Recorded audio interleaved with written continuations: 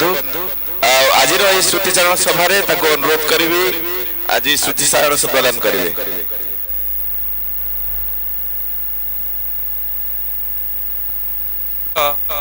सभापति महोदय एवं मंचरे उपस्थित थिबा समस्त गुरुजन मंडली तथा कुलमणि भाईंकर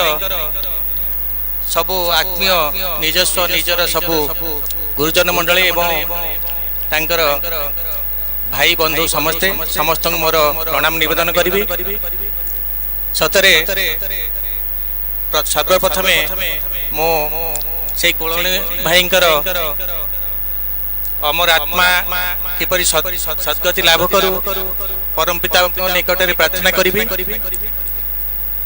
एवं कथारे अछि केही रही नहीं रहिबे नाहीटी भव रंग मही तले सर्वे निज निज अभिनय छाड़ी बाहुड़े काल बळे। सतरे से कुलमणि भाई कथा मन पड़े जी खुशी लगे से दुख लगे। मो एक्चुअली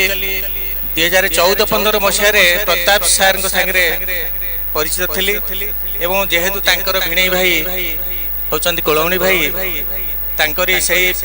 अनुसार तांकर सांगे बंधुता स्थापन है। सही परी गोटे छोटिया अनुभूति कहबी जोटा कि आमर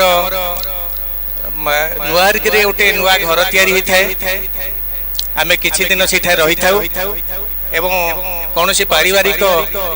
किसी रिचुआल्स हेतु से घर टी हस्तांतर करने आम डिसीजन नेलु एवं जेहेतु नुआ घर होता है प्रताप सार कहले अच्छा जदि ये चाहूँ देवाई तेल आम भिणई भाई चाहूले नुआपड़ा घर करने तेणु ये घर टी आमको कौन दे पारे आम कहल भल है आमरी निज लोक नेबे ताले आमर आ कुछ रहिबनी जे आम घर गलानी बोली एवं सेतेबेले जेतेबेले आसिले आम घर को आसिथिले जो घर नबा देवा कथा होता है विशेष मन ही बहुत दुख एवं से यही कथा कहते अरे मारे तू